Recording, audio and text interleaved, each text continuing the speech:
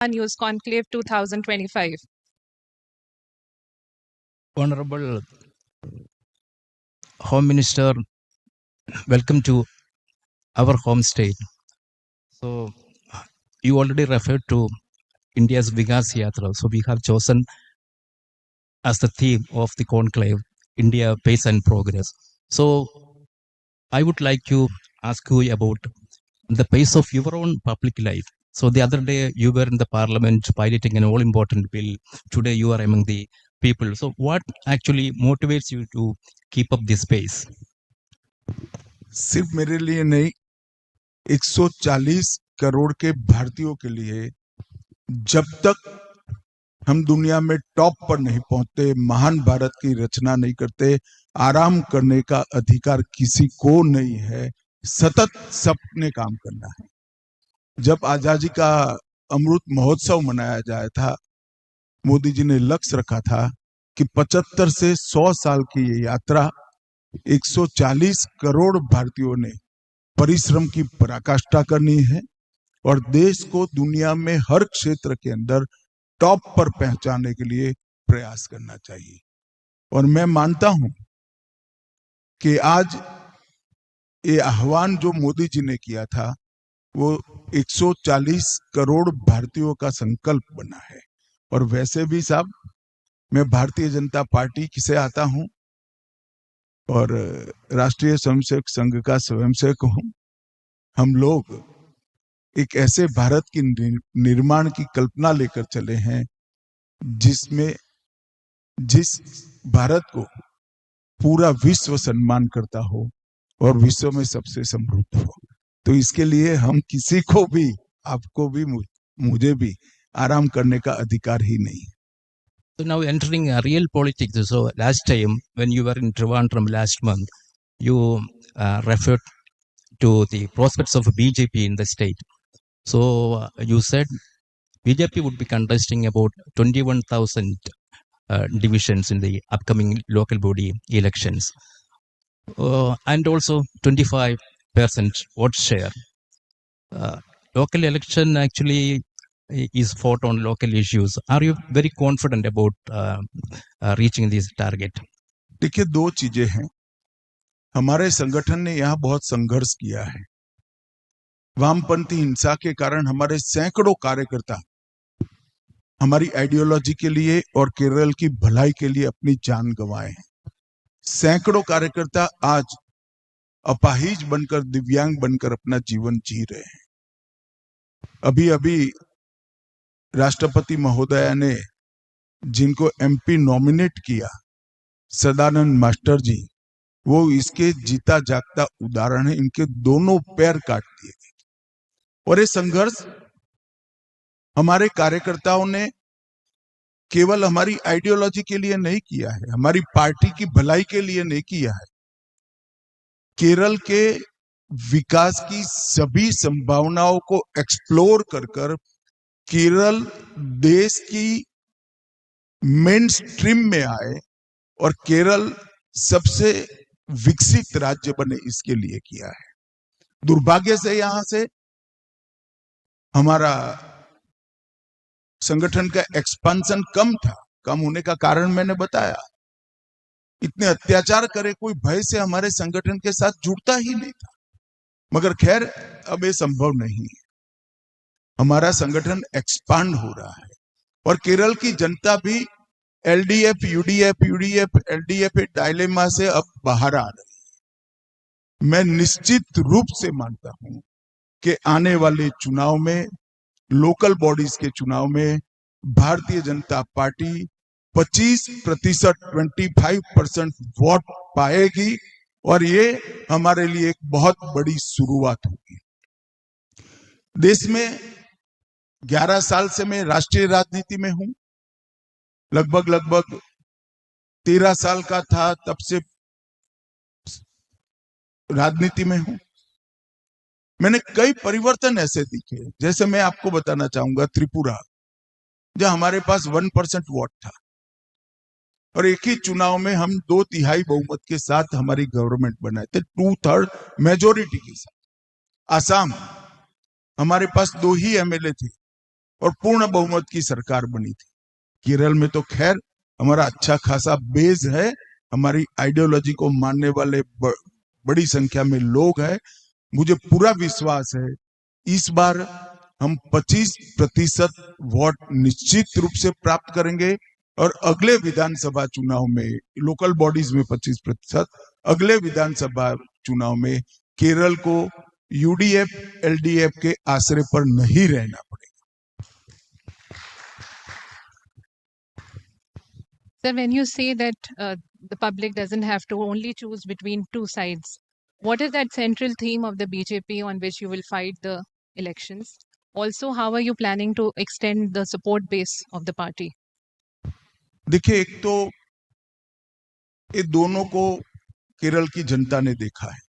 UDF के समय में भी जो घोटाले हुए, जो लॉ एंड ऑर्डर का सिचुएशन था, उसको भी देखा है।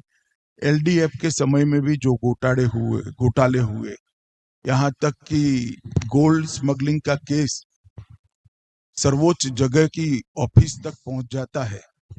एक केरल की जनता ध्यान से देख रही। कोऑपरेटिव बैंक का घोटाला हो, एक्स लॉजिक्स का घोटाला हो, एआई कैमरे का घोटाला हो, ढेर सारे घोटालों की भरमार है। और मैं मानता हूं कि केरल की जनता करप्शन को पसंद नहीं करती है। दूसरा मुद्दा है राष्ट्रीय सुरक्षा का, नेशनल सिक्योरिटी का और लॉ एंड ऑर्डर का। यहाँ पर वोट बैंक की राजनीति के कारण राष्ट्रीय सुरक्षा कॉम्प्रोमाइज की गई और मैं फैक्ट बता रहा हूं। और लॉ एंड ऑर्डर की स्थिति भी कैडर के दबाव में नीचे नीचे नीचे तक जा रही। कोई मुझे बता सकता है पीएफआई नाम का एक संगठन जो देश विरोधी गतिविधि करते करते करते केरल से लेकर उत्तर प्रदेश तक पहुंचा, केरल से लेकर बिहार तक पहुंचा, केरल से लेकर गुजरात तक पहुंचा, क्यों वो संगठन को समय पर बंद नहीं कर दिया? और मैं दावे से कहता हूं अगर नरेंद्र मोदी सरकार न होती तो आज भी केरल सरकार पीएफआई को बैन न करती। क्या कभी भी कोई राज्य की जनता ऐसा सहन कर सकती है कि अपनी सत्ता के लिए आप नेशनल सिक्योरिटी में कॉम्प्रोमाइज करें, नेशनल सिक्योरिटी की रिक्वायरमेंट्स को कॉम्प्रोमाइज करें? एक बात मैं आज यहां से केरल की जनता को बताना चाहता हूं। मैं बहुत कम आयु का था तब से सुन रहा हूं, केरल सबसे लिटरेट प्रदेश है, साक्षरता यहां 100% है, तो बेकारी क्यों इतनी है? देश में सबसे ज्यादा साक्षरता भी केरल में है, देश में सबसे ज्यादा बेकारी भी केरल में है, क्योंकि केरल की भौगोलिक स्थिति में के कारण केरल को दो एडवांटेज हुए, टूरिज्म का और प्रवासियों से जो पैसा वापिस आता है, वो पैसों की इकोनॉमी को जो ताकत मिलती है इसके कारण एक अजीब प्रकार की लेजीनेस यहां आ गई। केरल की जनता चाहती है कि केरल के डेवलपमेंट के लिए यहाँ आईटी की इंडस्ट्री आए, यहाँ सेमीकंडक्टर आए, यहाँ पोर्ट बेस्ड इंडस्ट्री आए, यहाँ नॉलेज बेस्ड इंडस्ट्री आए। भरपूर पोटेंशियल केरल में पड़ा है, मगर इसको एक्सप्लोर नहीं किया क्योंकि सब कुछ अच्छा चल रहा है। कैडर की नाकचूड़ से ही हम शासन करेंगे, जनता की भलाई के लिए काम नहीं करेंगे। हमारा लक्ष्य कैडर का भला करना है, जनता की भला करना नहीं है। अब केरल की जनता मान चुकी है कि कैडर के लिए काम करने वाली सरकार नहीं, जनता के लिए काम करने वाली सरकार चाहिए, इसलिए हम सफल होंगे। और मोदी जी ने जो मॉडल देश में बनाया है डेवलपमेंट का, कास्ट लेस पॉलिटिक्स का, एपिसमेंट लेस पॉलिटिक्स का, और वो मॉडल है पॉलिटिक्स ऑफ परफॉर्मेंस। मुझे पूरा भरोसा है केरल के युवा किसी भी समुदाय के हो, पॉलिटिक्स ऑफ परफॉर्मेंस के साथ जाएंगे और हम निश्चित रूप से हमारे सपोर्ट बेस में पहले बढ़ोतरी करेंगे और फिर यहाँ पर सरकार बने। But sir, as you said, Kerala has a great potential and you would like Kerala to be part of the Vikas Yatra. But at the same time, your government is being accused of withholding disaster management fund allocated to Kerala. So that comes under your ministry. What would you say about that? देखिए, मैं बहुत सारे मिथक फैलाए जाते हैं। मैं disaster management की ही बात करता हूँ। 2004 से 2014 में लगभग 1342 करोड़ रुपया सेंट्रल गवर्नमेंट ने डिजास्टर मैनेजमेंट के लिए केरल को लिया। मैं फिर से एक बार कहना चाहता हूँ 1342 करोड़, और नरेंद्र मोदी जी ने इस 10 साल में 5100 करोड़ रुपया डिजास्टर मैनेजमेंट के लिए। सवाल, हम जो पैसा भेजेंगे स्टेट गवर्नमेंट के पास आए। अगर स्टेट गवर्नमेंट को भेजा हुआ पैसा अपनी कैडर पर बलि चढ़ता है तो जनता के पास वो नहीं पहुंचेगा, डिजास्टर मैनेजमेंट का काम नहीं होगा। और मैं तैयार हूं, राजीव जी को बुला ले, पिनराई विजयन जी, डिजास्टर मैनेजमेंट के हर एस्पेक्ट पर यूपीए सरकार और बीजेपी सरकार ने क्या किया है, इस पर हम ओपन डिस्कशन के लिए तैयार।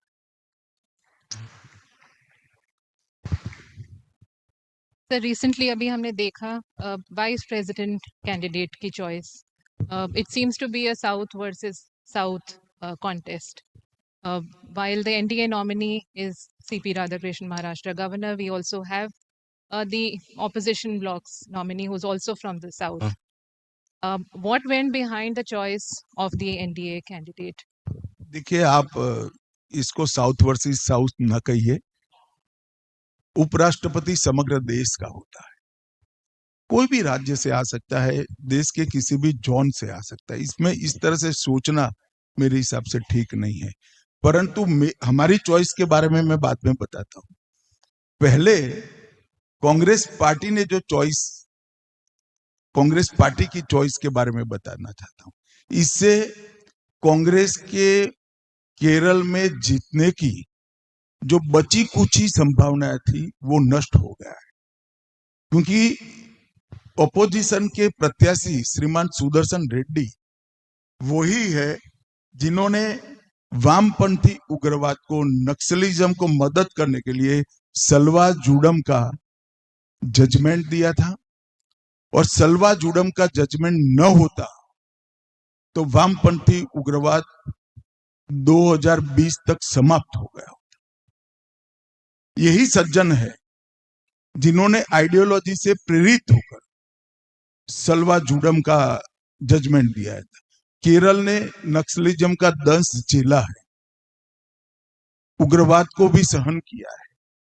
केरल की जनता ये जरूर देखेगी कि कांग्रेस पार्टी वामपंथियों के दबाव में किस तरह से अपने ऐसे प्रत्याशी को तय करती है जो वामपंथी उग्रवादी नक्सलिज्म के सपोर्ट में सुप्रीम कोर्ट जैसे पायस फोरम का उपयोग किए। So while you say that it is not a southward push of the BJP, still we've seen now the issue of delimitation coming up. लोग तैयारी कर रहे हैं सेंसस के लिए, कास्ट सेंसस के लिए, लेकिन जब डिलिमिटेशन का मुद्दा आता है तब रीजनल इम्बैलेंस को लेकर काफ़ी कंसर्न है।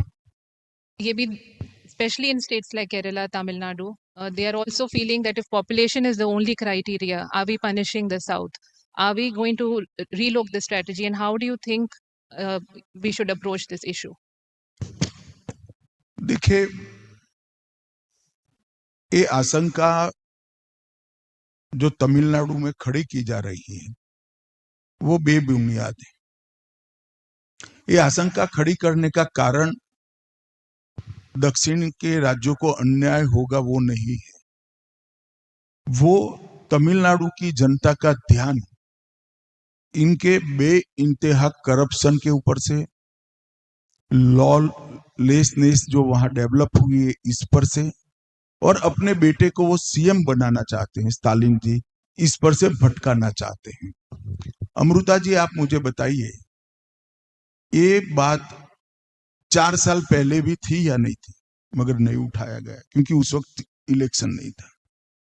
लोकसभा के इलेक्शन के वक्त भी नहीं उठाया गया क्योंकि उस वक्त इलेक्शन। अभी तो जनगणना होनी है, जनगणना समाप्त होगी 27 में, उसके बाद डिलिमिटेशन एक्ट आएगा। मैं नहीं मानता डिलिमिटेशन की चर्चा अभी से होनी चाहिए। फिर भी जब उन्होंने सवाल उठाया तब मैं दक्षिण के सारे मतदाताओं को और सारे राज्यों के वासियों को आश्वस्त करना चाहता हूं, जब भी डिलिमिटेशन होगा, मुझे भरोसा है हम ही सत्ता में होंगे, मुझे पूरा भरोसा है, जब भी डिलिमिटेशन होगा दक्षिण के राज्यों को कोई अन्याय नहीं होगा। ये हमारी सरकार का दक्षिण की जनता को वादा है, किसी ने चिंता करने की जरूरत। Hold the mic close. Right sir. और जब 3 बिल्स जो अभी पार्लियामेंट में हमने देखा इंट्रोड्यूस हुए हैं, एंटी ग्राफ्ट बिल माने जा रहे हैं, इसमें ऑपोजिशन का काफ़ी कंसर्न है। अगेन जब देखा जा रहा है कि whether it's the prime minister, the chief minister और the ministers, if they are in jail for more than 30 days, they have to remove office. We are also seeing powers given to the president and the lieutenant governor to remove them. How are you going to address these concerns? कोई address करने की जरूरत नहीं। मैंने देश की संसद में देश की जनता को पूछा है, क्या देश की जनता चाहती है कि कोई भी मुख्यमंत्री जेल में रहकर सरकार चलाए? क्या देश की जनता चाहती है कि कोई भी प्रधानमंत्री जेल में रहकर सरकार चलाए? ये किस प्रकार की चर्चा हो रही है देश में? मेरी समझ में नहीं आता। ये नैतिकता का सवाल है, मोरालिटी का सवाल। और अब कह रहे हैं कि संविधान में पहले क्यों प्रावधान नहीं हुआ? भाई संविधान बना तब ऐसे निर्लज्ज लोगों की कल्पना ही नहीं की गई थी, वो जेल में जाने के बावजूद इस्तीफा नहीं देंगे। 75 साल में दिल्ली में एक घटना हुई, इसके पहले कई सारे मुख्यमंत्री मंत्री जेल में गए, सबने इस्तीफा दे दिया है जेल में जाने से पहले। अब एक घटना हुई कि दिल्ली के मुख्यमंत्री जेल में जाने के बाद जेल से सरकार चलाते थे। तो संविधान बदलना चाहिए या नहीं बदलना चाहिए? और अब तक बीजेपी की भी सरकार रही, हमने नहीं बदला क्योंकि ऐसी जरूरत नहीं पड़ी थी। अगर केजरीवाल जी इस्तीफा दे देते तो आज भी न बदलते। मगर मैं मानता हूं कि लोकतंत्र के अंदर नैतिकता का स्तर टिकाने की जिम्मेदारी पक्ष और विपक्ष दोनों की। यही राहुल गांधी थे जो 2 साल के बाद, 2 साल की सजा होती है तो पद पर से इस्तीफा देने का जो प्रोविजन है, इसके खिलाफ ऑर्डिनेंस लाए थे लालू जी को बचाने के लिए, मनमोहन सिंह ऑर्डिनेंस। यही राहुल गांधी ने मोरालिटी का हवाला देते हुए कैबिनेट ने पारित किए हुए ऑर्डिनेंस की कॉपी को सार्वजनिक प्रेस में फाड़ दिया था। आज वही राहुल गांधी जी गांधी मैदान में लालू जी को गले लगाते हैं, और लालू जी को आज जेल हो चुकी है, वो हेल्थ ग्राउंड पर बेल पर बार है। मैं राहुल गांधी जी को पूछना चाहता हूं कि ऐसा क्या हो गया जो मनमोहन सरकार का ऑर्डिनेंस आपने खुद फाड़ा था, आज आपकी पार्टी बिल्कुल अभद्रता के साथ संसद के अंदर ये बिल का विरोध कर रही है? क्या हो गया? क्योंकि आप लगातार चुनाव हार रहे और ये किसी पार्टी के लिए नहीं है, भारतीय जनता पार्टी के मुख्यमंत्रियों को भी ये लागू होगा और भारतीय जनता पार्टी के प्रधानमंत्री को भी ये लागू होगा। एक जमाने में इंदिरा जी बिल लेकर आई थी कि हम ऐसा संवैधानिक सुधार किया था, कॉन्स्टिट्यूशनल अमेंडमेंट 39, कि प्रधानमंत्री पर केस नहीं हो सकता चुनाव के बारे में। और ये प्रधानमंत्री ऐसा है, नरेंद्र मोदी प्रधानमंत्री ऐसा है जो अपने आप को कानून के दायरे में डालता है, और ऑपोजिशन इसका विरोध कर रही है।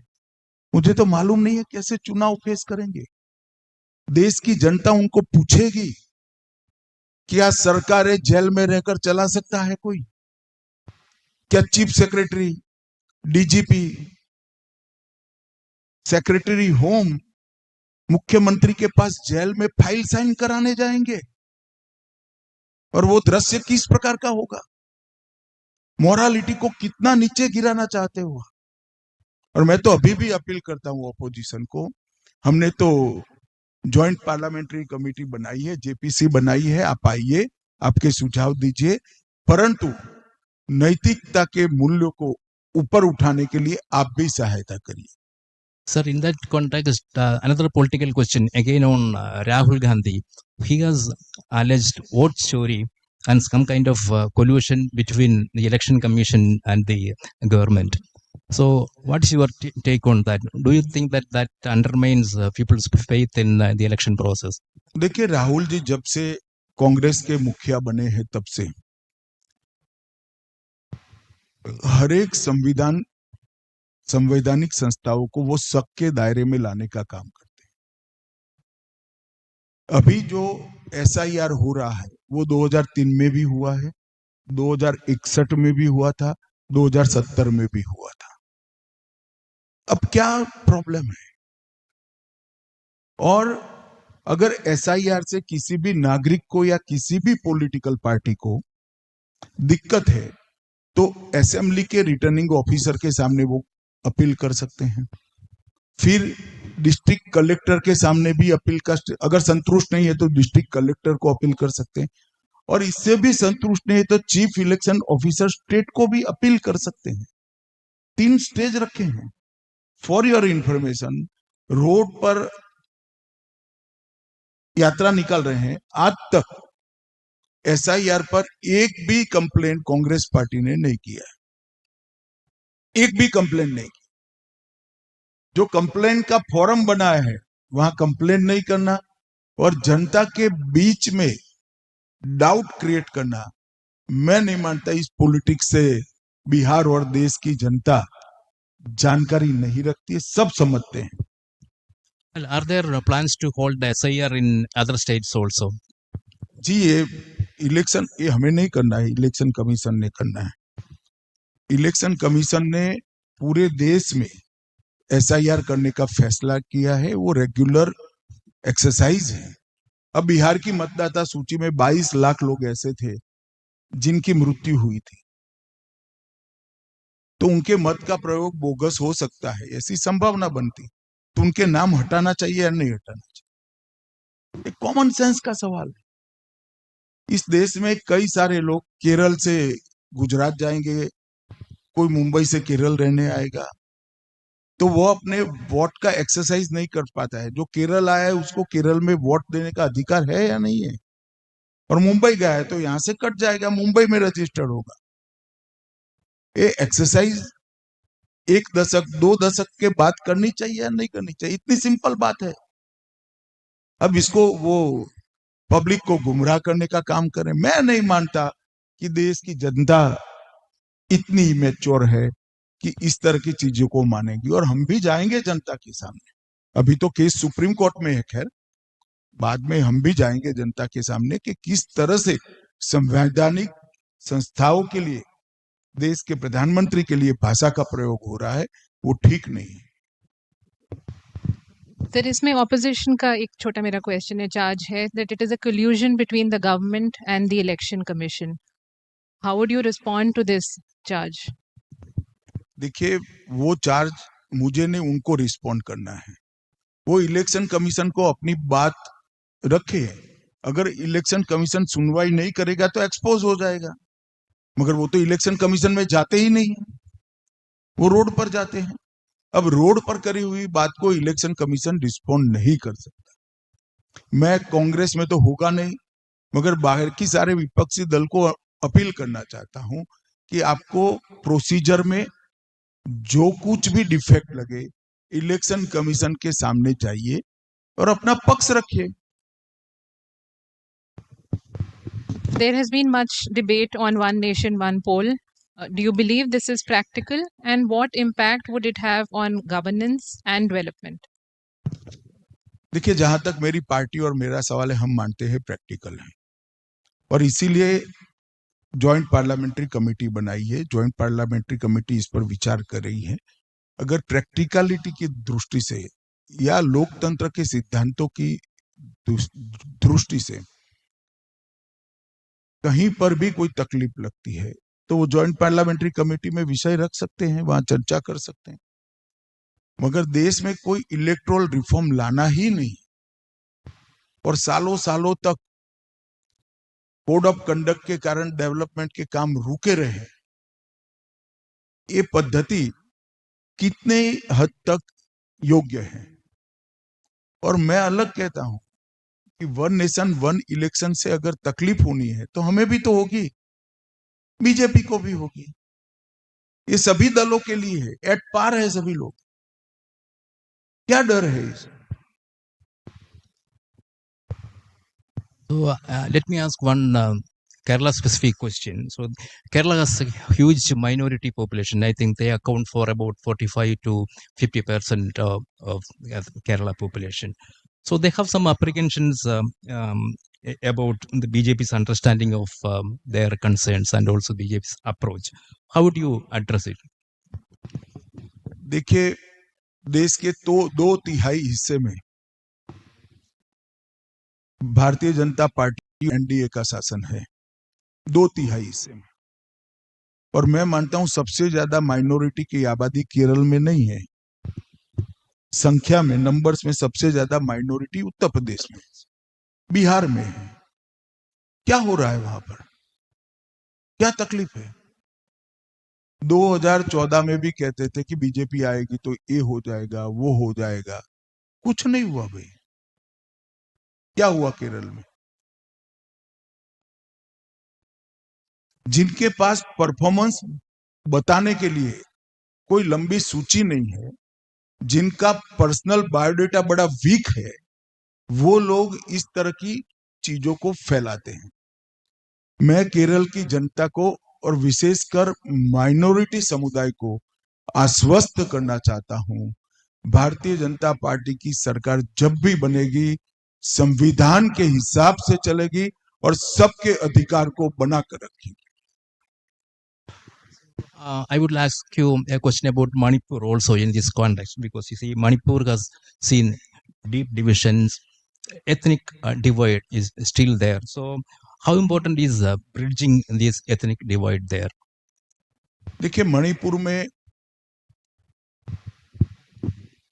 जब हिंसा हुई तो उसके अगले दिन भाजपा सरकार नहीं आई थी। पहले मैं चीजों को स्पष्ट कर देना चाहता हूं। मणिपुर में 6 साल से भारतीय जनता पार्टी की सरकार चली। 6 साल में एक भी बंद नहीं हुआ, एक भी हड़ताल नहीं हुई, टेररिज्म समाप्त था और एथनिक हिंसा, नस्ली हिंसा भी नहीं हुई। मगर एक कोर्ट के फैसले के कारण नस्ली हिंसा भड़क गई। मणिपुर में नस्लीय हिंसा का बहुत पुराना इतिहास है। कांग्रेस के समय में इससे भी ज्यादा नस्ली हिंसा हुई है। मैं जस्टिफाइड करने के लिए नहीं कह रहा हूं, हिस्ट्री बताने के लिए कह रहा हूं। हर बार 1 साल, 1.5 साल, 2.5 साल चला है, अब वहां पर शांति है। भारत सरकार का गृह मंत्रालय दोनों समुदायों को पहले अकेले 4-4 बार मिला है, फिर दोनों की जॉइंट मीटिंग भी हमने कराई है और मैं आशा करता हूं कि कुछ ही समय में नॉर्मल सिचुएशन लाने में हमें सफलता मिलेगी। हमारा सबसे पहला काम था पीस को रिस्टोर करना। जब तक पीस रिस्टोर नहीं होती है तब तक दोनों के बीच का खाई है, गैप है, वो भर नहीं सकता है। पीस रिस्टोर करने का काम अब समाप्त हुआ है, मगर मैं फिर से एक बार स्पष्ट करना चाहता हूं कि मणिपुर की हिंसा का धर्म के साथ, रिलीजन के साथ कोई लेन देन नहीं है। ये एथनिक वायलेंस है, नस्लीय हिंसा है, इसको अलग प्रकार से बदनाम नहीं करना चाहिए। सब नॉर्थ ईस्ट के बाद अगर जम्मू कश्मीर की बात करें, ऑपरेशन सिंदूर में हमने सक्सेस देखा, बट आज की डेट में how is the security situation in Jammu and Kashmir? देखिए, सिर्फ कश्मीर नहीं, मैं कश्मीर पर बाद में आता हूं। मैंने जैसे पहले शुरुआत में कहा, 3 क्षेत्र इंटरनेशनल और इंटरनल सिक्योरिटी के लिए नासूर बने हुए थे। नॉर्थ ईस्ट, वामपंथी उग्रवाद और जम्मू कश्मीर। मैं तीनों क्षेत्र की संयुक्त बात करूं तो हिंसा की घटनाओं में लगभग 70% डिक्रीज है, मृत्यु में भी 70% डिक्रीज है और सिक्योरिटी फोर्सेस के मृत्यु में 74% डिक्रीज है। तीनों जगह स्थिति सामान्य हो रही है। एक बहुत दुर्गम बॉर्डर है वहां पर, भारत और पाकिस्तान के बीच में। पाक ऑक्यूपाई कश्मीर भी है वहां पर, तो यूनिक प्रकार की बॉर्डर है वहां पर। पाकिस्तान के लिए सरल है इतने नदी नालों का उपयोग कर कर वहां से आतंकवादियों को भेजना, मगर मैं एक बदलाव जो मोदी जी के समय में आया है देश की जनता को बताना चाहता हूं। पहले पाकिस्तान से आतंकवादी भेजने की जरूरत नहीं थी, यहीं के लड़कों के हाथ में हथियार थमाते थे। अब स्थिति ये आई है कि यहाँ का रिक्रूटमेंट 2024 और 25 में लोकल कश्मीरी लोगों का रिक्रूटमेंट टेररिज्म में 0 हो चुका है। आपने देखा होगा पहले आए दिन पत्थरबाजी की घटनाएं दिखती थी, 4 साल से पत्थरबाजी नहीं दिख रही। पहले रोज पाकिस्तान से बंद का कॉल आता था, घाटी बंद हो जाती थी। अब कोई पाकिस्तान के कॉल को पढ़ता ही नहीं। हमने एक मजबूत इकोसिस्टम टेररिज्म के खिलाफ लड़ने के लिए बनाया है और इसके नतीजे आए हैं। और 3 बार पाकिस्तान ने मोदी जी की सरकार आने के बाद प्रयास किया। पहले उरी में किया, फिर पुलवामा में किया, फिर पहलगांव में किया। तीनों बार हमने मजबूत जवाब दिया है। पहले सर्जिकल स्ट्राइक करी, फिर एयर स्ट्राइक करी, और इस बार ऑपरेशन सिंदूर कर न केवल पाक ऑक्यूपाई कश्मीर, पाकिस्तान के अंदर घुसकर इनके हेडक्वार्टर को तोड़ने का काम भारत की सेना ने किया है। मैं मानता हूं ये बहुत बड़ी सफलता है, पूरी दुनिया में एक संदेश गया है। और इसके साथ साथ हमने ऑपरेशन सिंदूर कर जहां इसकी प्लानिंग होती थी, ट्रेनिंग होती थी, हेडक्वार्टर थे लश्कर ए तोयबा और जैसे महमद के, उसको तो तोड़ा ही तोड़ा, परंतु जिन्होंने यहां गोली चलाई थी वो तीनों आतंकवादियों को ऑपरेशन महादेव में हमारे सुरक्षा बलों ने समाप्त कर दिया। एक प्रकार से कठोर मैसेज पाकिस्तान में भेजने का काम हमने किया है। और मैं आज फिर से कहता हूं देश की जनता को, ये तीनों सेक्टर कुछ ही समय में आतंकवाद से मुक्त हो गए। नरेंद्र मोदी सरकार की पॉलिसी है 0 टॉलरेंस अगेंस्ट टेररिज्म। हमने PFI पर बैन लगाया है, हमने ढेर सारी चीजें करी हैं। NIA को मजबूत किया है, UAPA के कानून को मजबूत किया है, सभी ATS के एक समान SOP बनाने का काम, ढेर सारे काम टेररिज्म को समाप्त करने के लिए। और एक जमाने में किसी भी शहर में कभी भी धमाका हो जाता था, मोदी जी के आने के बाद कश्मीर में पाक प्रेरित टेररिज्म छोड़ दीजिए तो बाकी के हिस्से में कहीं पर भी वो कोई घटना करने में सफल नहीं हुए। और ये हमारी बहुत बड़ी सफलता है। और हमसे बड़ी सफलता हमारे सुरक्षा बलों की है, हमारी सिक्योरिटी फोर्सेस की। आपने ऑपरेशन महादेव का जिक्र किया। ऑपोजिशन ने सवाल उठाए कि choice of the names of the operation, इसका नाम ऑपरेशन महादेव क्यों रखा गया? ये लोग खामेखा सवाल उठा रहे। आज भी हम मानो मराठा रेजिमेंट का नारा क्या है? हर हर महादेव। सिख रेजिमेंट का नारा क्या है? जो बोले सो निहाल, सत श्री अकाल। अब मुझे एक बात, हर चीज में क्यों इस तरह से सोचते हैं? और मुझे लगता है कि सिक्योरिटी फोर्सेस को हर चीज की स्वतंत्रता होनी चाहिए, अपने अभियान का नाम चुनने की, अपने अभियान का समय चुनने की और अपने अभियान का तरीका चुनने की। इसमें इलेक्टेड विंग ने दखल नहीं करना चाहिए। So, sir, one personal question. So, you have been at the heart of BJP's growth story for the last 3 decades.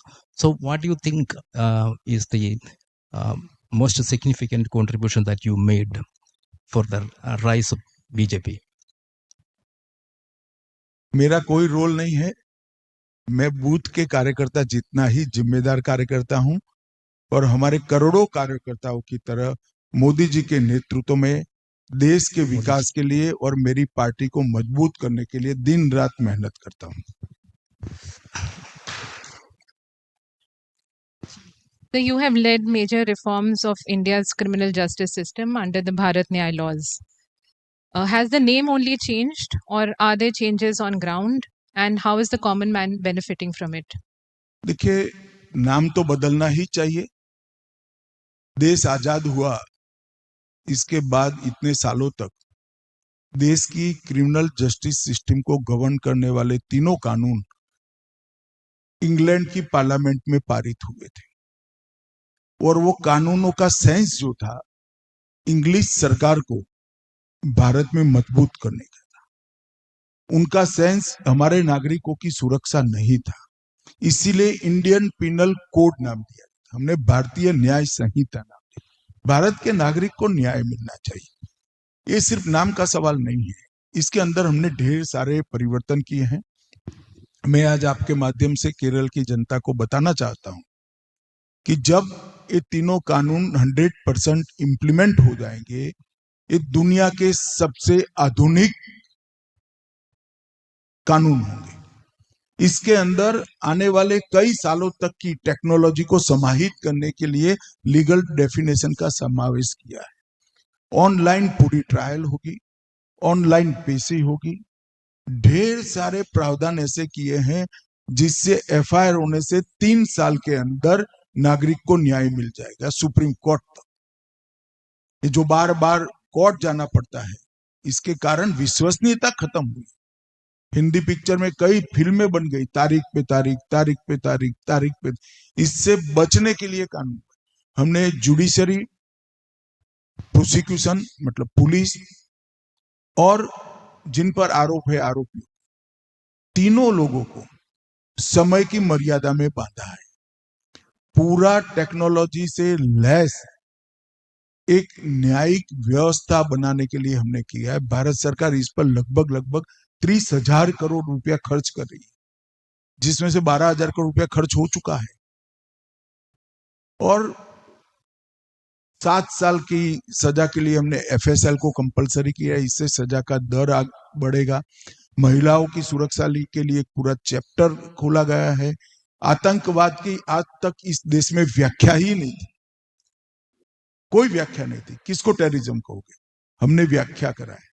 Congress party जिसका कहती थी मॉब लिंचिंग, हमने उसको प्रोविजन में डाल दिया है। जो कहते थे कि राजद्रोह का केस चल गया, राजद्रोह का केस चल गया, वो कर कर देशद्रोह लाए। तो राजद्रोह का मतलब व्यक्ति के सामने आप अभी माननीय प्रधानमंत्री नरेंद्र मोदी जी हैं, इनके खिलाफ नहीं बोल सकते। अब हमने देश के खिलाफ नहीं बोल सकते वो बोला है। तिरंगे का सम्मान करना पड़ेगा, ये लेकर आए, मेरी पार्टी के झंडे का नहीं।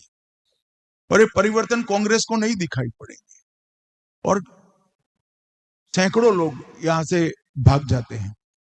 तो ट्रायल इन एब्सेंसिया का भी प्रोविजन हमने किया है। हमने टेररिज्म की व्याख्या के साथ साथ इसको सजा कराने की पद्धति भी और कड़ी करी है। तो ढेर सारे बदलाव हुए हैं। मैं मानता हूं कि आने वाले 3 सालों में जब इसका कंप्लीट इंप्लीमेंटेशन हो जाएगा, हमारी क्रिमिनल जस्टिस सिस्टम में आमूलचूल परिवर्तन आएगा। और मैं पक्के भरोसे से कहता हूं, 21वीं सदी का ये सबसे बड़ा रिफॉर्म है जो सबसे ज्यादा लोगों को राहत देगा। तो आपने काउंटर टेरर लॉज की बात करी, आपने बात करी कि कितने ऑर्गेनाइजेशंस को भी बैन किया जो यूएपीए में इम्प्लिकेट हुए। एट दिस जंक्चर कंसर्न्स क्या है, और क्या आपको लगता है टेररिज्म खत्म हो सकती है? निश्चित रूप से हो सकता है, और इतना तो हो ही सकता है कि इसके खिलाफ की इकोसिस्टम मजबूत करने से इसकी मात्रा को शून्य के बराबर कर सकते हैं। अगर कहीं इक्का दुक्का घटना हुई तो सीरीज ऑफ इंसिडेंट नहीं होंगे, और वो इक्का दुक्का घटना को भी हम समाप्त करेंगे। क्योंकि हमने सिर्फ ऑर्गेनाइजेशन बैन नहीं किए, नॉर्थ ईस्ट में हमारे देश के जो लोग थे, इनके साथ हमने 20 से ज्यादा समझौते करे हैं। आप मान सकते हैं 10,000 यूथ हथियार डालकर आज मेन स्ट्रीम में वापिस आया। विगत 1.5 साल में 2200 के आसपास माओ नक्सली हिंसा करने वाले लोग पकड़े गए या सरेंडर हुए। हमारा उद्देश्य शांति प्रस्तापित करना है। गलतियों को स्वीकार कर कर जो प्रशासन के सामने आएगा उसको हम मेन स्ट्रीम में लाने के लिए पूरा प्रयास करेंगे। परंतु जिसके हाथ में हथियार है इसके साथ बात नहीं हो सकती।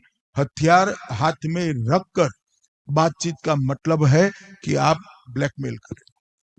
So, बातचीत तभी हो सकती है जब आप कॉन्स्टिट्यूशन के 4 कॉर्नर के अंदर आकर बात करोगे, हथियार डालकर बात करोगे। ये हमारी फर्म नीति है। so Namrata, before concluding this open-hearted discussion, I would like Amit Shah ji to ask a question about Narendra Modi ji.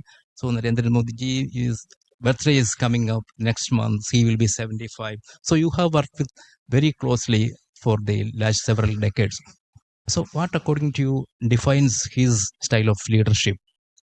देखिए, नरेंद्र मोदी जी का व्यक्तित्व पूरा देश जानता है, मगर मोदी जी ऐसे व्यक्ति है कि बहुत युवा अवस्था है से अपना परिवार छोड़कर, घर छोड़कर, खुद की हितों को छोड़कर देश की सेवा में लगे। लंबे समय तक आरएसएस का काम किया, फिर भारतीय जनता पार्टी में आए हैं।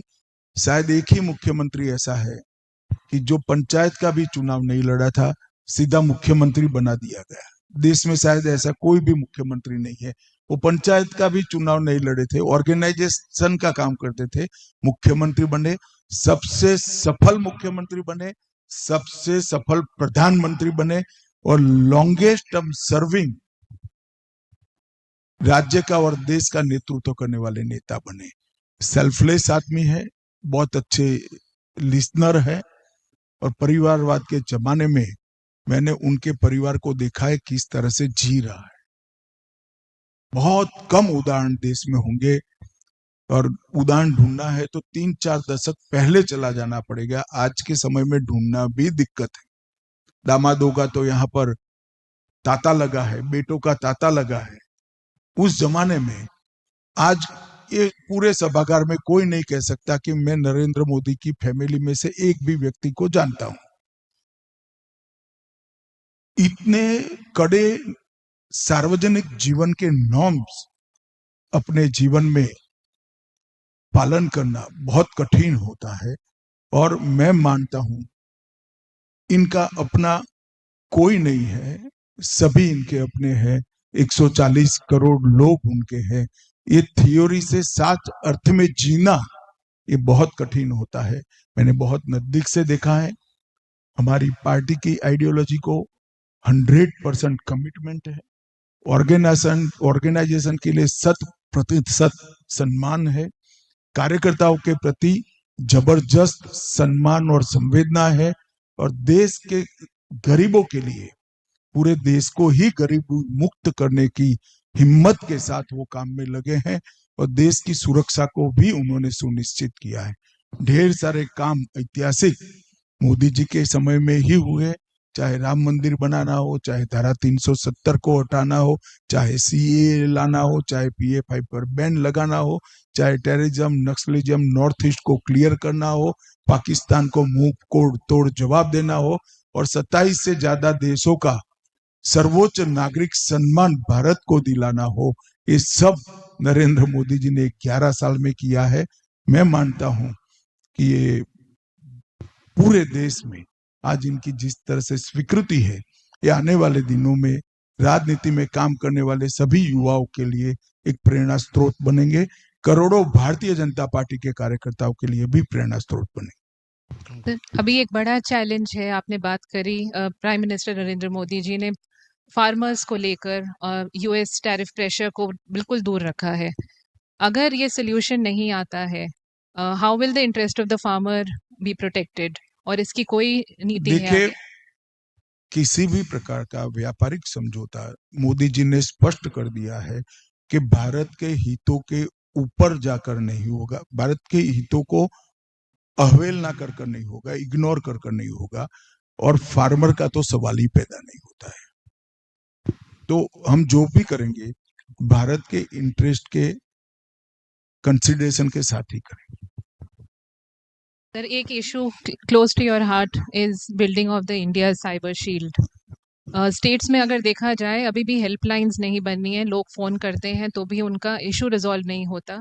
जिस तादाद पे डिजिटल क्राइम्स हो रहे हैं उस तादाद पे क्या आपको लगता है बढ़ रहा है हमारा इंफ्रास्ट्रक्चर या कोई मैंने ज़रूरत है स्टेट्स में काम अभी ही करने की? पिनराई विजन जी को पत्र लिखा है कि 1930 को स्ट्रेंथी करिए।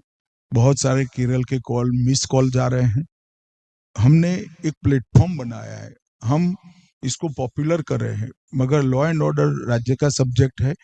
राज्यों ने अपने इंफ्रास्ट्रक्चर को ये साइबर फ्रॉड के लिए मजबूत करना पड़ेगा। बाकी पूरी इकोसिस्टम तैयार है। 1930 पर कॉल आते ही 5 मिनट तो बहुत ज्यादा है, कुछ ही सेकंडों में जहां पैसा पड़ा है वहां फ्रीज हो जाएगा। तो मैं तो जनता को भी कहना चाहता हूं, दुर्भाग्य से कभी भी साइबर फ्रॉड का सामना करना पड़े तो 1930 जरूर डायल करिए।